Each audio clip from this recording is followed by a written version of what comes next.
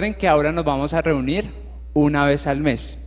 El 1 de febrero, que es sábado, a las 4 de la tarde nos vemos los jóvenes, todos los jóvenes están invitados para que compartamos, para que tengamos un tiempo de comunión en la palabra y también un tiempo de comunión entre nosotros como jóvenes. El segundo anuncio, lo segundo que quiero mencionar es recordarles y hacerles una invitación de lo que el pastor Luis ha mencionado acerca de tratar de no salir durante el tiempo de la exposición de la palabra, de tratar de estar atentos, también no salir durante el culto a menos que sea algo muy importante. Y quiero añadir que si usted o a mí, cuando estamos en calidad de oidores, nos coge el sueño, intentemos ponernos de pie y hacernos a un lado o en la parte de atrás para luchar contra el sueño. De alguna manera, pues venimos de diferentes contextos. De pronto ayer tuvimos que trasnochar, los niños estuvieron enfermos, la esposa estuvo enferma, usted estuvo enfermo, y de pronto pues le da sueño en la predicación, y entonces la invitación es que usted se ponga de pie y luche contra eso. Solo espero que hoy no terminen todos de pie ahí en la parte de atrás. Hagamos una oración y empecemos en este espacio de la exposición de la palabra. Señor, nosotros agradecemos porque tú estás acá con nosotros y tu palabra nos ha llenado de amor, nos ha llenado de paz, nos ha llenado de tranquilidad, también de sabiduría. Pero sabemos que aún nos hace falta bastante, Dios. Creemos que necesitamos cada día más de ti, y es por eso que tu infinita misericordia y tu infinito amor nos ha permitido congregarnos cada 8 días para poder estudiar tu palabra y también entre semana tener tiempos de comunión. Gracias, Dios, por ese tiempo, y pido por favor que nos edifiques, nos permitas estar pendientes en este momento, porque es tu palabra la que se ha predicado, la que se está predicando. Te lo pedimos en el nombre de Jesús. Amén.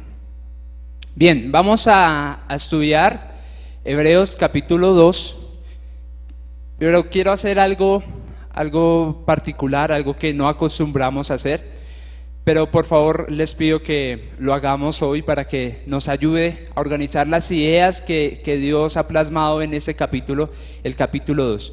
Entonces, lo primero que les voy a pedir es que leamos todo el capítulo 2, todos, a una sola voz, pero también mientras usted y yo leemos el capítulo 2, si usted tiene de pronto un esfero o de pronto tiene algo para resaltar, indique ahí en su Biblia la palabra ¿por qué? Busque cuántas veces aparece la palabra ¿por qué? Y si no, en las pantallas va a aparecer, y de pronto pues usted, si no tiene de dónde escribir, lo puede tener en mente.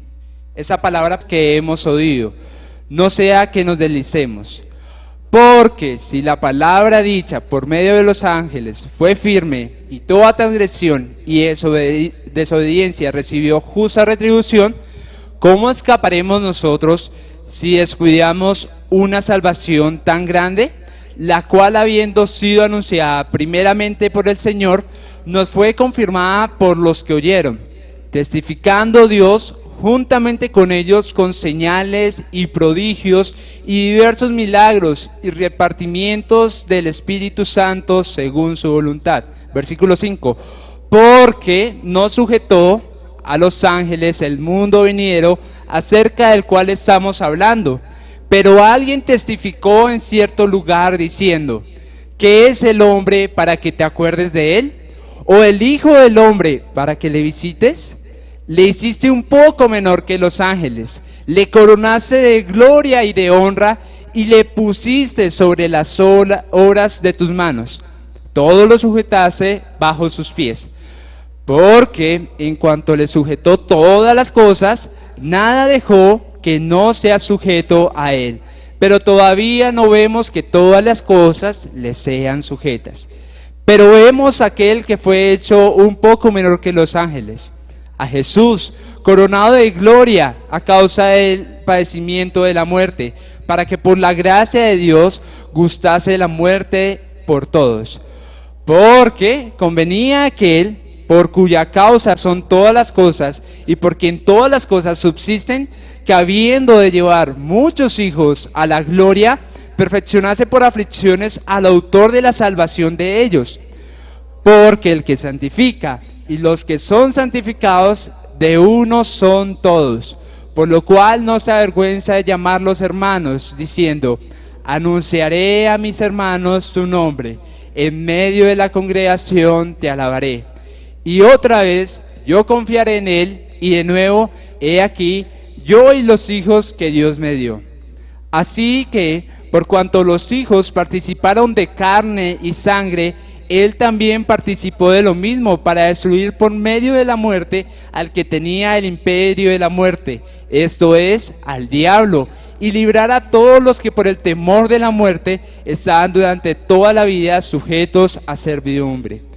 Porque ciertamente no socorrió a los ángeles, sino que socorrió a la descendencia de Abraham, por lo cual debía ser en todo semejante a sus hermanos, para venir a ser misericordioso y fiel sumo sacerdote, en lo que a Dios se refiere, para expiar los pecados del pueblo. Pues en cuanto él mismo padeció siendo tentado, es poderoso para socorrer a los que son tentados. ¿Sí resaltaron los porqués? Los porqué. Hay varios porqué, ¿verdad? Hoy vamos entonces a solo hablar de 4 porqué, desde el versículo 5 hasta el versículo 13. Usted encontró, si bien lo señaló, 4 porqué. Y la semana pasada estábamos escuchando la predicación acerca de los versículos 1 al 4 de este mismo capítulo que ya leímos, donde el autor nos alerta y menciona el peligro que usted y yo tenemos de no atender un mensaje tan valioso, el cual es Cristo mismo. ¿Cuál es ese mensaje de que no atendemos? El mensaje es Cristo mismo. O como se escribe en el capítulo 1, versículo 3, dice así: el cual, siendo el resplandor de su gloria, ahí está hablando de ¿quién? De Cristo, y la imagen misma de su sustancia, y quien sustenta todas las cosas con su palabra, con la palabra de su poder, habiendo efectuado la purificación de nuestros pecados por medio de sí mismo, se sentó a la diestra de la majestad en las alturas. Este versículo nos va a ayudar bastante para que hoy podamos profundizar en el versículo 5 hasta el versículo 13. Teniendo este mensaje en mente, este versículo en mente, el tema que vamos a tratar hoy y el título, el cual corresponde a este mensaje, es Jesús, una salvación tan grande para el hombre. Y lo desarrollaremos basados en 4 porqués, que están en el versículo 5, en el versículo 8, en el versículo 10 y en el versículo 11. Tendremos 3 puntos. El día de hoy hablaremos de 3 puntos e intentaremos responder a una pregunta, solo a una pregunta, y espero que esta pregunta esté en su mente. ¿Por qué Jesús es una salvación tan grande para el hombre? ¿Por qué Jesús es una salvación tan grande para el hombre? Un día, un hombre muy adinerado compró una playa solamente para él y decidió hacer una competencia para poder utilizar esa playa, una competencia como ninguna. Esta consistía en una carrera acuática, donde cada uno de los integrantes de los equipos debía asegurarse de tener el mejor de los mejores vehículos acuáticos, cumpliendo con velocidad, resistencia, vigor y todas aquellas características y cualidades que pudiera superar la carrera, que era incógnita. Nadie sabía cómo era esta carrera. Llegó el día de la carrera y la playa estaba casi llena. Esta playa que él había comprado estaba totalmente, casi llena, y había muchos vehículos acuáticos. Unos eran muy grandes, eran muy lujosos, otros parecían muy veloces. También habían otros que superaban valores de $300 millones. Pero había uno particular que parecía no cumplir con las características de la competencia. Este vehículo acuático era muy pequeño, y no tenía mucha capacidad de combustible, ni mucho menos parecía muy veloz. Así que la carrera empezó y los equipos debían transitar durante 5 kilómetros llenos de obstáculos, y de último, sin lugar a duda, iba el vehículo pequeño. Los equipos y sus vehículos avanzaron hasta el kilómetro número 4, donde encontraron un obstáculo que ellos no esperaban. Era un pasillo muy pequeño en el cual ninguno alcanzaba a pasar. Sin embargo, ellos no se dieron por vencidos y lo que trataron fue adecuar ese vehículo, pero les llevaba bastantes horas. De repente, apareciendo al kilómetro 4, el último de los competidores, y con facilidad, él pudo pasar el camino estrecho para coronarse ganador de la competencia, mientras los otros competidores nunca pudieron pasar.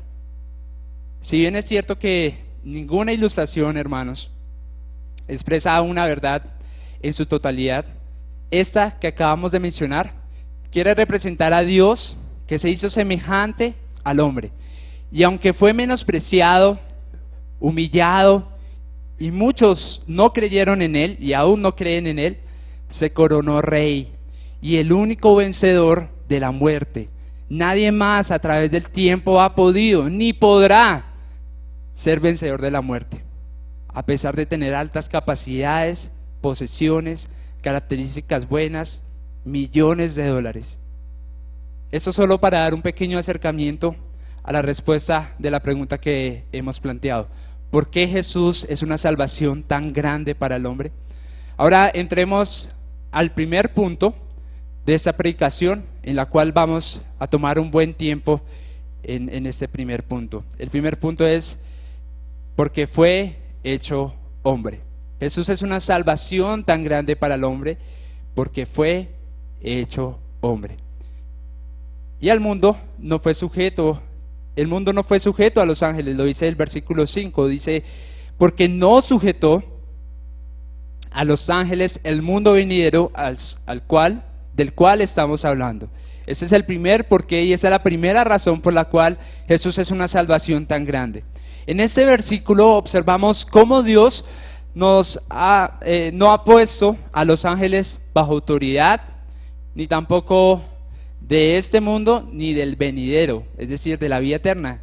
¿Y qué tiene que ver esto? Bueno, esto era mencionado por el autor porque era una idea que estaba arraigada en las poblaciones, en algunas poblaciones judías. La autoridad de los ángeles para ellos era superior. Ellos se desenfocaban en su atención y adoración a los ángeles por este pensamiento. Escuche este comentario que habla acerca de este erróneo pensamiento. Cito el mensaje: ellos, hablando de los judíos, de algunos judíos, se habían dado de baja de la sociedad estableciendo una comuna religiosa e incluyeron la adoración de ángeles en su rama de judaísmo reformado. Esta comunidad se llama la comunidad de Qumran. Había llegado hasta tal punto de decir que el ángel Miguel era más alto en el estatus que el Mesías verdadero. Eso decían estos judíos. Este tipo de aberraciones doctrinales podrían explicar el énfasis de Hebreos capítulo 1 de la superioridad de Cristo sobre los ángeles. También en nuestro país, acá en Colombia, tradicionalmente nos han querido mostrar cierta autoridad que tienen los ángeles. Basta solo con andar un par de cuadras y uno encuentra lugares donde hacen santería, donde le rezan a los ángeles, donde le invitan a que usted se encomiende a diferente ángel.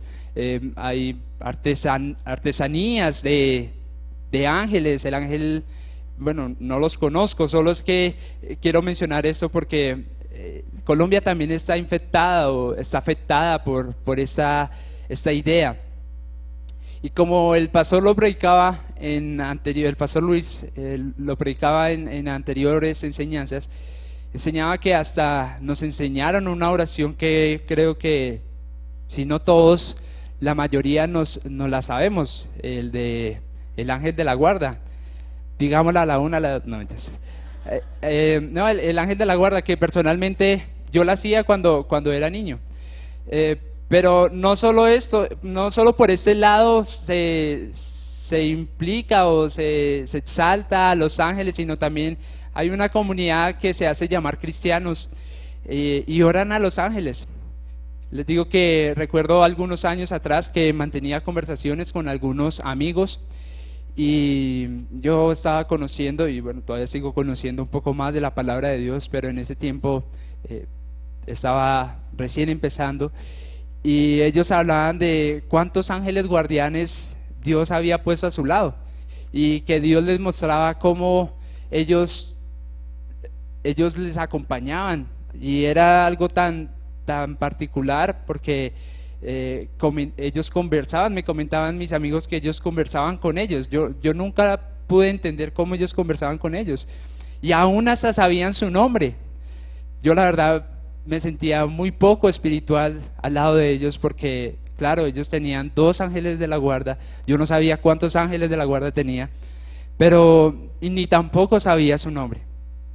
No obstante, recordemos que aunque haya mucha voz populi acerca de eso, nuestra máxima autoridad es la palabra de Dios. Y ella nos habla que los ángeles fueron enviados para servicio de los que serán herederos de la salvación. Lo dice el capítulo 1, versículo 14. Dice, ¿no son todos espíritus ministradores enviados para servir a favor de los que serán hechos herederos de la salvación? Las escrituras nos enseñan que no debemos rendir adoración u orar a los ángeles. Aunque explícitamente no lo dice, lo que sí nos dice es que están puestos a nuestro servicio y por lo tanto no hay ninguna razón por la cual debamos rendirnos a los ángeles, ni mucho menos orar a los ángeles. Es decir, que si usted aún es cristiano y hace la oración del ángel de la guarda, lo invito a que ya no la haga, hermano, y lo exhorto a que la deje de hacer.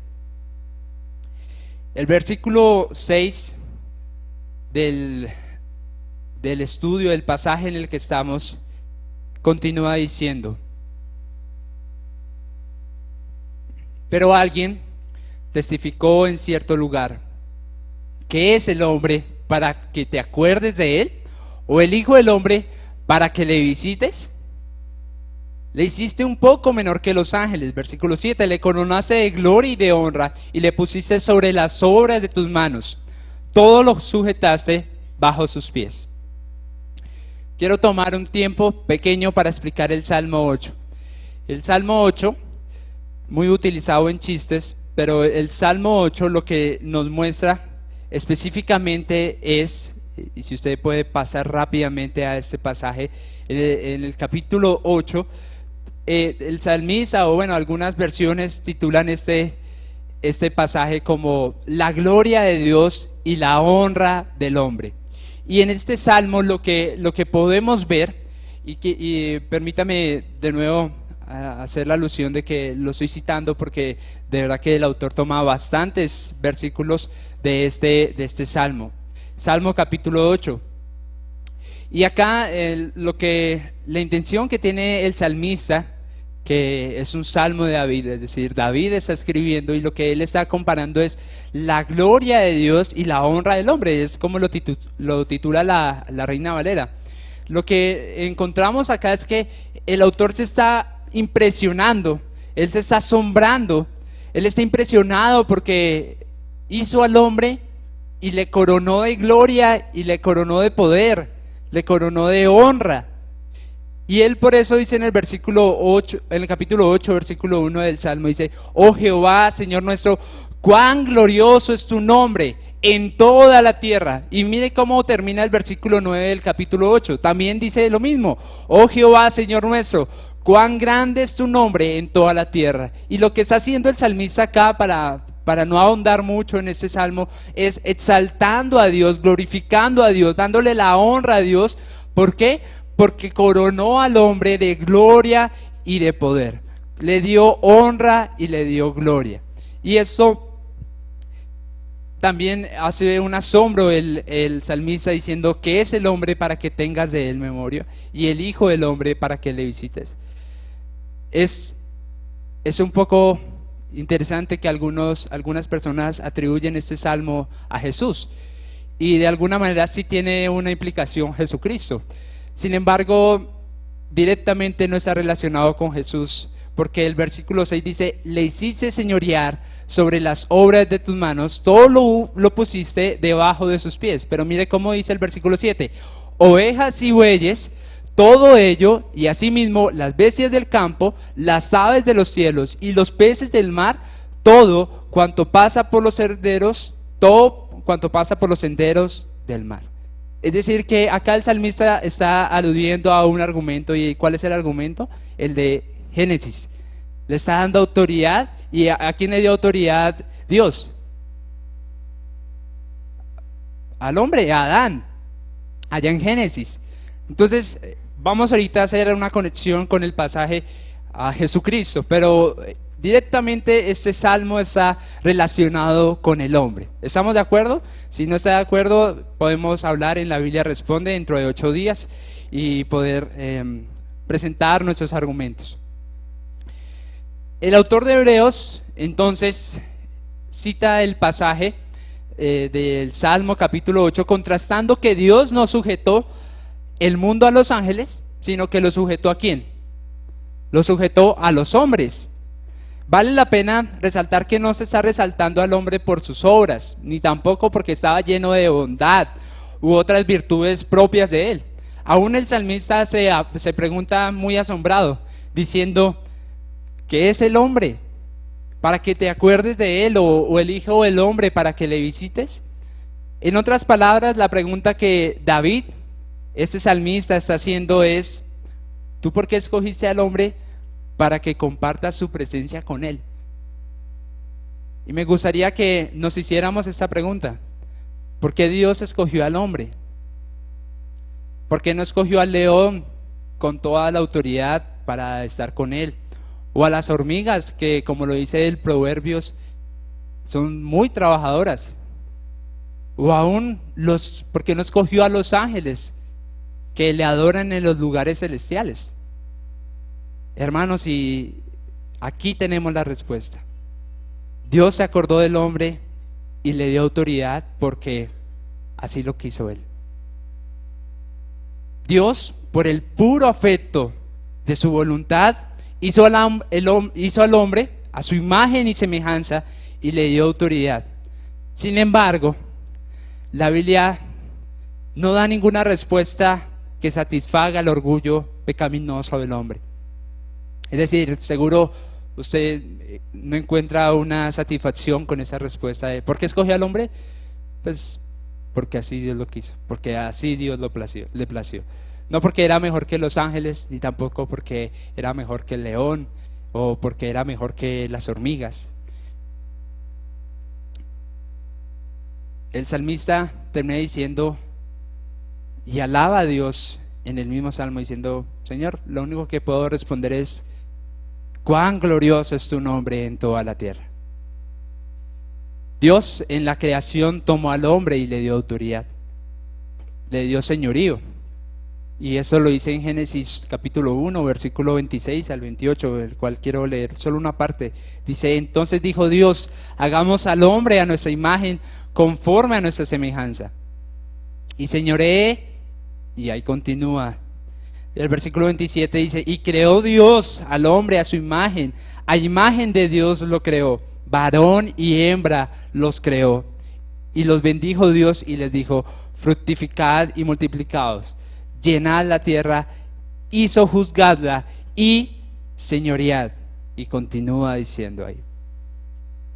Hasta este momento lo que hemos intentado hacer, hermanos, es ver que al hombre se le sujetó todas las cosas y no a los ángeles. Le dio autoridad en esa tierra y en el mundo venidero. Pero pasa algo terrible. La gloria con la que fue creado el hombre fue corrompida por la caída. Es por eso que, aunque el hombre tiene autoridad y señorío otorgado por Dios, el pecado que sale del corazón del hombre lo lleva a señorear con avaricia y orgullo. Trayendo esta idea más a nuestros días, más a nuestra época, podemos retrocedernos un par de meses atrás y con esto basta y sobra para evidenciar el pecado en el hombre. Según el Instituto Nacional de Investigaciones Especiales de Brasil, entre enero y agosto del 2019, el número de incendios en el Amazonas aumentó un 145% en comparación con el mismo periodo del 2018. Las llamas consumieron, citando algún artículo, 2.5 millones de hectáreas solo en el agosto del año pasado, de lo que es el Amazonas. Sé que no es tan fácil dimensionar esa cantidad, y si esta cifra es verdad, estamos hablando de una extensión de más de 15 veces Bogotá. Eso es por hablar solo de Latinoamérica. Pero también hemos escuchado lo que está pasando este año en Australia, y esa cifra va en 6 millones de hectáreas, según el noticiero CNN. Eso equivale, para traerlo también un poco más a nuestra cotidianidad, 36 veces las hectáreas de Bogotá. 36 veces. Y muchas veces las razones se dan y se investigan para encontrar que esos incendios es por culpa del hombre. ¿Por qué es por culpa del hombre? Porque nosotros queremos con avaricia tener mucho dinero, posesiones, y lo que se hace acá, hermanos, es una tala no controlada de árboles que hace que llueva mucho menos en zonas selváticas que necesitan la humedad, que necesitan el agua. Pero acerquémonos un poco más, como lo dice un pastor, acerquemos más la lupa. Y si observamos las noticias de estas horas que han transcurrido hoy domingo, veremos cómo el hombre sin Dios está lleno de pecado. Pero si a usted no le gusta ver noticias, o no tiene la costumbre, o no tiene el tiempo, es suficiente con vernos a cada uno de nosotros, cuán contaminados estamos de pecado. A pesar de que el Señor nos coronó de gloria, nos dio autoridad, hemos estado contaminados en pecado. Estamos contaminados por el pecado, por nuestro orgullo a no querer servir a nuestra esposa, a nuestro esposo, nuestra soberbia a no aceptar los errores en el trabajo o con nuestros amigos, y muchos otros asuntos más. Lo que resalta este punto es que los ángeles no se les dio autoridad, ni gloria, ni honra, pero al hombre sí, aunque esa autoridad es contaminada por el pecado y necesita urgentemente ser restaurada. Australia necesita ser restaurada, el Amazonas necesita ser restaurada, pero usted y yo necesitamos ser restaurados a través de un nuevo nacimiento, si no ha pasado eso en nuestras vidas. Aquí ya podemos ver las malas noticias. El hombre necesita salvación, necesita redención. Y la buena noticia es que Jesús se hizo hombre para salvarlo. Agotando este primer punto, entonces pasemos al segundo. ¿Recuerda dónde está el segundo por qué y el tercero? De acá de Hebreos capítulo 2. Está en el versículo 8 y también en el versículo 10. Porque en cuanto le sujetó todas las cosas, nada dejó que no sea sujeto a él. Pero todavía vemos que todas las cosas le sean sujetas. Pero vemos a aquel que fue hecho un poco menor que los ángeles, a Jesús, coronado de gloria y de honra a causa del padecimiento de la muerte, para que por la gracia de Dios gustase la muerte por todos. Porque convenía que por cuya causa son todas las cosas, y por quien todas las cosas subsisten, que habiendo de llevar muchos hijos a la gloria, perfeccionase por aflicciones al autor de la salvación de ellos. Ese segundo punto que vamos a hablar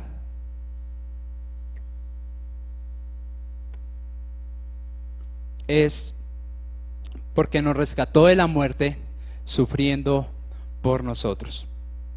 Jesús es una salvación tan grande para el hombre porque nos rescató de la muerte, sufriendo por nosotros. Alguien dijo, si hemos escuchado el mensaje del Evangelio, ¿cuál es el mensaje del Evangelio, hermanos? Cristo mismo, su obra completa. Y usted y yo no nos hemos dado cuenta que es el mejor y máximo mensaje del mundo, es porque realmente no lo hemos comprendido. Si usted y yo hemos escuchado el Evangelio y no nos hemos dado cuenta que es el mejor mensaje, que es el único mensaje que puede salvar, no hemos comprendido el mensaje de Cristo. Y tiene mucha razón esta frase, porque Jesús rescata a todo aquel que cree en Él y viene a Él en arrepentimiento y fe para seguirle con toda su vida y rescatarlo de la condenación más grande que el hombre puede tener, la muerte eterna. El versículo 9 empieza así: pero vemos a aquel que fue hecho un poco menor que los ángeles, a Jesús. En este pasaje se encuentra una transición donde el autor ya no habla de los hombres, sino habla de Jesús. Hermanos, si Jesús se hubiera hecho ángel, no nos hubiera podido salvar. Si Jesús, como algunos dicen, es un ángel, Jesús no nos puede salvar. Pero lo que nos dice este pasaje es que por breve tiempo Jesús se hizo un poco menor que los ángeles. Y eso pareciera una contradicción, ¿no? Porque hemos visto que el capítulo 1 hemos hablado, se ha expuesto que Jesús es mayor que los ángeles. Pero acá está diciendo Jesús hecho un poco menor que los ángeles. Pero acá algunos autores y estudiosos de las Escrituras dicen que fue por poco tiempo. ¿Y cómo Jesús se hizo menor que los ángeles? Haciéndose hombre, haciéndose ser humano. Reiterando más esta idea anterior, es poder decir que Jesús se rebajó no solo a ser ángel, sino se rebajó a ser hombre. Seguro Él se hubiera rebajado a ser ángel, pero no fue así. Él se rebajó mucho más, se rebajó a ser hombre. Creo que esto es un discurso totalmente contrario a lo que el humanismo ahorita está enseñando, de exaltar al hombre. Pero es lo que dice la Biblia, hermanos, es lo que nos muestra las Escrituras. Jesús se rebajó a ser hombre, dice la palabra, fue hecho un poco menor que los ángeles. Un dato particular en este pasaje que estamos leyendo, en estos 3 versículos que estamos leyendo, es que por primera vez en Hebreos, en esta carta que estamos leyendo y estudiando, se menciona como tal el nombre de Jesús. Si usted hace un escaneo de los anteriores versículos, no se ha mencionado a Jesús, o mejor, no se ha mencionado el nombre de Jesús. Seguramente tiene mucha intención, pues es necesario para este pasaje reflejar la humanidad de Jesús, la humanidad del Hijo de Dios, a razón de todo lo que estamos mencionando. Es decir, acá se menciona a Jesús porque el autor quiere hacer un énfasis importante en mostrar que Jesús es el Hijo de Dios y vino a encarnarse como hombre. También continúa diciendo coronado de gloria y de honra a causa del padecimiento de la muerte. Filipenses capítulo 2 versículo 8 y 10, solo lo quiero mencionar. Dice, estando en la condición de hombre se humilló a sí mismo, haciéndose obediente hasta la muerte y muerte de cruz. Por lo cual Dios también le exaltó y hasta lo sumo le dio un nombre que es sobre todo nombre, para que en el nombre de Jesús se doble toda rodilla de los que están en los cielos y en la tierra y debajo de la tierra. En Filipenses, lo estoy citando porque nos habla del estado de humillación de Cristo para mostrarnos el estado de gloria, el estado de exaltación en el que ahora está Cristo. Dios fue superior, siempre fue superior. Dios es, o mejor, Jesús es Dios y siempre ha sido superior, pero Él se despojó de sí mismo, se despojó de su gloria. Y ahorita, como lo cantábamos en el tiempo de alabanza y adoración, Él es glorioso, Él es grandioso, Él es maravilloso, Él es único. Y ahora, ¿Puede usted dimensionar esto? Que Jesús sea tan grande, que Dios siendo tan inmenso, tan infinito, se haya humillado totalmente para venir en cuerpo de hombre y así rescatarnos. Podemos argumentar más acerca de que esta salvación es tan grande, pero hermanos, creo que esto es más que suficiente para nosotros entender cuán grande es el amor de Cristo para con nosotros, en que se hizo hombre, se humilló. Ese maravilloso Dios todopoderoso se humilló para rescatarnos. Y no solo se humilló, sino que después, como lo dice el versículo 9 de Filipenses, Dios le exaltó hasta lo sumo y le dio un nombre que es sobre todo nombre. Definitivamente estos versículos son muy jugosos, son muy profundos respecto a la obra de Cristo. Y aquí, en estos versículos también se habla y se presenta la gracia. Dice el versículo 9 al final: para que por la gracia de Dios gustase la muerte por todos. La gracia, como ya algunos lo sabemos, es el regalo que no merecemos. Ese regalo que de alguna manera no es gratis. Creo que ya hemos escuchado de esto. ¿Usted sabe que la gracia no es gratis?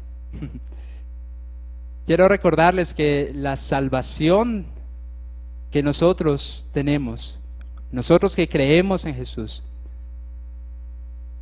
es un regalo para nosotros. Pero el versículo 9 nos dice cuánto costó. Dice, para que por la gracia de Dios, voy a añadir, Jesús gustase la muerte por todos. Es decir, en cierta manera es gratis para usted y para mí, ¿sí? Pero esa salvación costó muchísimo. Costó la muerte de Jesús. De manera que es muy valiosa. ¿No le parece que es muy valiosa? Pero no para todos los que están en el mundo. Porque acá se dice para que por la gracia de Dios gustase la muerte por todos. No es para todos, hermanos. Quiero decirles que esta salvación no es para todos. Hay una ilustración pequeña acerca de un regalo que recibe una persona para dimensionar un poco este tema. Y es, ahorita que hace un mes estábamos en Navidad y recibimos regalos. Esos regalos, algunos recibieron celulares, algunos recibieron ropa, algunos recibimos zapatos, algunos recibimos gafas, celulares, relojes. Y ese regalo, pues si fue para usted, pues fue gratis, usted no tuvo que pagar, o si no, no hubiera sido un regalo. Sin embargo, la persona que le regaló, algunos también se dieron como regalo viajes. Sin embargo, la persona que le regaló esto tuvo que pagar, ¿sí? Tuvo que pagar por el reloj, tuvo que pagar por el viaje. Es decir, aunque la salvación para nosotros es un regalo, alguien tuvo que pagar. De nuevo, haciendo la alusión que las ilustraciones no completan toda una verdad, simplemente quería resaltar esto. Estaba mencionando que esa salvación no es para todos los que están en el mundo, sino para todos los del mundo que hacen parte de su pueblo por la fe. Es decir, no es para todas las naciones en su plenitud, pero sí es para todas las naciones de cada una de esos países donde alguien cree en Jesucristo y entrega su vida para Él. Para ir aplicando un poco este pasaje, hermanos, en el que estamos, recordemos una expresión que a veces utilizamos cuando somos muy desagradecidos. Va para el cielo y va llorando. Que el Señor nos ayude a ser agradecidos, porque si nosotros hemos creído en Jesucristo, vamos para el cielo y muchas veces somos desagradecidos. somos desagradecidos por esa maravillosa obra de Dios que fue hecho hombre. Y por medio de nuestra obediencia a su palabra podemos demostrarle gratitud. ¿Qué le parece si una forma en que aplicamos este pasaje es por medio de la gratitud a Dios? ¿Y cómo podemos ser agradecidos con Dios?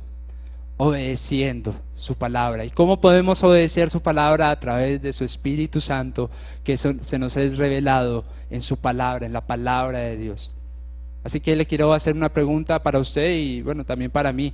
¿En qué situación o área usted o yo hemos sido desagradecidos con Dios y no hemos obedecido por complacer al pecado que mora en nosotros? ¿Cuál es esa área en la que usted está y en la que yo estoy? Y hemos complacido al pecado que mora en nosotros y no hemos obrado en obediencia. Vamos a pasar al tercer y último punto que nos menciona la palabra de Dios, y está en el versículo 11. Porque el que santifica y los que somos santificados, y los que son santificados de uno son todos, por lo cual no se avergüenza de llamarlos hermanos, diciendo: anunciaré a mis hermanos tu nombre, en medio de la congregación te alabaré. Y otra vez, yo confiaré en él, y de nuevo, he aquí yo y los hijos que Dios me dio. En este pasaje lo que se presenta es la identidad que tiene Cristo en el hombre, el cual ya hemos mencionado anteriormente, y por lo tanto no nos quedaremos mucho en esa idea. Jesús es una salvación tan grande para el hombre porque nos santifica. Pero acá sí hay algo bien particular que no se menciona en los anteriores versículos, y es acerca de la santidad. Usted y yo somos santificados no porque ayunemos, hermanos, o porque me gusta siempre hacer la aclaración, o porque leamos la Biblia o estemos en el plan 7x7, aunque todo eso es muy bueno y lo tenemos que hacer, hermanos. Los invito y también me invito a poder participar en ese plan de lectura 7x7, pero eso realmente, si no lo hacemos con una actitud correcta, con una intención correcta, esto no nos va a ayudar mucho. La única forma en que nosotros podemos ser santificados es a través de Jesucristo, a través de la obra maravillosa de nuestro Señor Jesucristo, en la cual se vino a ser hombre, y por medio de la comunión con Él. Pero también en estos versículos que se mencionan algunos salmos y también se menciona algún profeta, se resalta una conexión bien interesante. Se relaciona la santidad con el cuerpo de Cristo, se relaciona la santidad con la congregación de los hermanos. La iglesia, la congregación y la comunión entre hermanos que somos imperfectos está relacionada con la santidad. El versículo 11 nos habla acerca de que santifica a los que son santificados, de uno son todos, pero también nos está diciendo el autor: anunciaré a mis hermanos tu nombre, en medio de la congregación te alabaré. Y para eso quisiera también traerlo un poco acá a nosotros, porque ustedes hace algunos domingos atrás me escogieron como delegado para poder participar en una asamblea que se hace en la misión, y para presentar un informe a la misión, lo que yo debía hacer era conocer cómo estaba el estado de la iglesia, poder percibir un poco a través de ustedes cómo estaba la iglesia, cómo se sentían los hermanos en la congregación, cómo se sentían los asistentes, cómo se sentían los miembros, cómo se sentían los pastores en la congregación. Y para eso hicimos una encuesta que algunos llenaron. 80 personas respondieron esta encuesta, y creo que es bien representativa para poder sacar unos análisis. Se trataron algunas áreas, algunos de pronto que no pudieron diligenciar la encuesta o que no les llegó la encuesta. Se trataron 3 áreas sencillas: la enseñanza y la Biblia, el área pastoral y liderazgo, que por cierto dieron muy duro, y la comunión también, ¿no? Y es necesario. En general, los resultados fueron muy positivos. Sin embargo, hay cosas en las que debemos seguir mejorando. Solo quiero resaltar lo particular que encontré en esta encuesta, en el último punto, en la última área, que es la comunión. Creo que de las 3 áreas es el área en la que más tenemos que mejorar. Y lo particular de esta encuesta en esta parte era que tanto la persona evaluaba la comunión de otros, pero también evaluaba la comunión de sí mismo, si esa persona se estaba esforzando por tener comunión. Así que algunos datos que podemos encontrar en esas 3 preguntas fueron, también mencionar que esa encuesta se calificaba de 1 a 5, donde 5 significa muy alto, 4 significa alto, 3 significa aceptable, 2 significa bajo y 1 significa muy bajo. Y la primera pregunta que se hacía respecto a la comunión es: ¿tengo hermanos en la congregación que se interesan por mi vida? Y había un paréntesis: no necesariamente tiene que ser líder una persona que se interese por su vida. Y llama la atención que el 35% aproximadamente respondieron entre 3 y 2, es decir, dijeron aceptable y bajo. Esto quiere decir que 36% de nosotros, aproximadamente 4 personas de cada 10, no está satisfecha con la comunión que tenemos entre hermanos. Y la siguiente pregunta es: ¿yo me intereso por los hermanos de la congregación, su salud, su crecimiento espiritual, sus pruebas?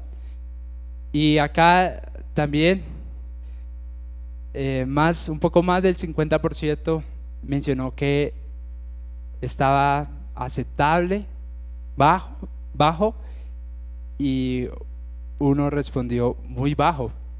Es decir, también esa persona y nosotros nos autoevaluamos diciendo: no solo es culpa de ellos, sino también es culpa mía el momento de comunión. Seguía otra pregunta diciendo: me esfuerzo por compartir con mis hermanos en la fe. Y también fue unos resultados que llaman mucho la atención. El 50%, un poco menos del 50%, respondió entre 3, 2 y 1. Es decir, no nos esforzamos, hermanos, por compartir con nosotros como hermanos. No, esto no es una tarea solo del equipo pastoral, del pastor o del liderazgo de la iglesia, sino que es una tarea de todos nosotros. Acá el versículo 11 y 12 no está hablando acerca de que en medio de la congregación los pastores alabarán a Dios o los líderes, sino que está diciendo: en medio de la congregación te alabaré. Y si bien en este pasaje se está anunciando cómo el salmista presenta a Cristo, cómo el salmista, Calvino habla acerca de que en este salmo el salmista está hablando como si fuera Cristo, como si fuera Jesús. Pero lo particular es que está en el entorno de una congregación, está en el entorno de una comunión entre hermanos. Y estoy mencionando esto, hermanos, porque creo que hace falta y porque nos muestra lo que ahorita hacíamos como pregunta, y es si realmente usted y yo estamos desobedeciendo en alguna área. Y la respuesta es sí, en muchísimas áreas estamos desobedeciendo, pero una de las cuales nosotros estamos más en falencia es la comunión. Por ende, recordemos que no somos cristianos aislados. No existe esos cristianos que no asisten a una congregación local. sino que hacemos parte de una familia, hacemos parte de la iglesia local. ¿Recuerdan que Jesucristo, cuando estaba predicando, se le acercaron su madre y sus hijos y sus hermanos, perdón, y le dijeron los discípulos: Señor, te están buscando? Y él dice: te está buscando tu madre y te está buscando tus hermanos. Y él está diciendo: ¿quiénes son mi familia? ¿Quiénes son? Dice: aquellos que hacen la voluntad de mi Padre. Nosotros estamos llamados a eso, hermanos, a hacer la voluntad del Padre. Yo sé que los lazos sanguíneos son muy estrechos, son muy fuertes, pero hay un lazo más importante, y es un lazo sanguíneo, el lazo de Cristo, que murió para redimir a su iglesia, que somos nosotros que creemos en Él. Lo invito a que hoy nos relacionemos con alguien, conozcamos mejor a alguien, compartamos un tiempo mientras tomamos un tinto o una aromática. Veámonos entre semana en los discipulados. Andrés, ahorita mencionabas que hay unos discipulados en los cuales nos reunimos entre semana. Hermanos, y estos discipulados que hacemos entre semana no solo son para poder estudiar la palabra de Dios. El primer propósito es estudiar la palabra de Dios, pero también es un tiempo en el que yo sé que muchos van a estar de acuerdo conmigo si están asistiendo a un discipulado, y es un tiempo también para comunión, para tener un compartir con los hermanos. Por ende, la invitación es que usted y yo también hagamos parte de un discipulado. Con esto ya estoy finalizando, mencionando que en la encuesta también preguntamos si hacía parte de un discipulado, y el 50% de los que respondieron la encuesta dijeron que sí hacían parte de un discipulado, pero el otro 50% dijo que no. Entonces creo que todavía tenemos un gran reto. Animémonos, hermanos, a participar en un discipulado entre semana. Es una motivación para que usted se acerque a una casa. Si de pronto no quiere que hagamos el discipulado en su hogar, que nos acerquemos a otro hogar y podamos tener un tiempo de compartir con estos hermanos. En resumen, hermanos, a todo lo que estamos mencionando, es que Jesús es una salvación tan grande para el hombre. Primero, porque fue hecho hombre. Segundo, porque nos rescató de la muerte y sufrió por nosotros. Y tercero, porque nos santifica a través de su ser y de su cuerpo, que es la iglesia. En conclusión, el mensaje de Cristo, su vida, muerte, resurrección y ascensión, es un mensaje que requiere mucha atención, pues nada más ni nada menos que Dios se humilló haciéndose hombre para darnos vida eterna. Es este mensaje. Por esto es una salvación tan grande. Déjeme repetir esta frase y oramos. El mensaje de Cristo, su vida, muerte, resurrección y ascensión, es un mensaje que requiere mucha atención, pues nadie más ni nadie menos que Dios se humilló haciéndose hombre para darnos vida eterna. Por eso es una salvación tan grande. Oremos, y como vamos a terminar unos minutos antes, tengamos el tiempo para compartir. Tenemos 15 minutos aproximadamente para quedarnos y poder compartir. Bueno, de ahí en adelante es ganancia todo el tiempo que nos quedemos. Oremos. Padre nuestro, gracias por este tiempo. Tú eres bueno, tu palabra nos exhorta, tu palabra nos alienta, tu palabra nos corrige. Sabemos que hemos pecado delante tuyo, y nosotros como iglesia nos ponemos delante tuyo rogándote, Dios, que nos ayudes a hacer conforme a tu palabra cada día más, conforme a tu verdad. Necesitamos de ti, necesitamos más de tu presencia, necesitamos más de ti como cabeza de nosotros, como cabeza de la iglesia. a la cual hacemos parte. Necesitamos más de nuestra relación contigo, también de nuestra relación con los hermanos. Ayúdanos, Señor, tú que moriste por nosotros, Jesús. Tú que entregaste toda tu gloria y todo tu poder en ese estado de humillación al hacerte hombre y para salvarnos. Ayúdanos, socórrenos, Dios, a poder hacerlo conforme a tu palabra, conforme a vivir conforme a tu verdad. Que nuestras palabras estén en conexión, que estén sincronizadas con nuestros deseos, que estén sincronizados con nuestras acciones, Dios, con nuestros pasos. Es nuestra oración y es nuestro ruego el día de hoy que nos permitas, Dios, ser parte de tu pueblo si aún alguien no lo ha podido hacer. Si aún en este lugar se encuentra alguien que no ha conocido de ti, yo te pido que él pueda llegar a ti en arrepentimiento, en fe, creyendo que tú eres la única y suficiente salvación, el único y suficiente camino para la vida eterna. Tú has dado respuesta a nuestro más terrible y tenebroso asunto y estado en el que se encuentra el hombre, y es un estado de pecado y por tanto un estado de muerte eterna. Así que rogamos nosotros ahora como iglesia que nos ayudes a no descuidar una salvación tan grande, y es tan grande por ti mismo, por Dios mismo. Gracias por todo este tiempo que nos permites tener, que nos permites compartir entre hermanos. Permítenos en este tiempo que nos resta también poder compartir, tener un tiempo intencional entre hermanos, poder tener un tiempo en el que también nos tendremos que limar algunas asperezas. Ayúdanos, Señor, a exhortarnos unos a otros, a amarnos unos a otros, a corregirnos unos a otros. Señor, por favor.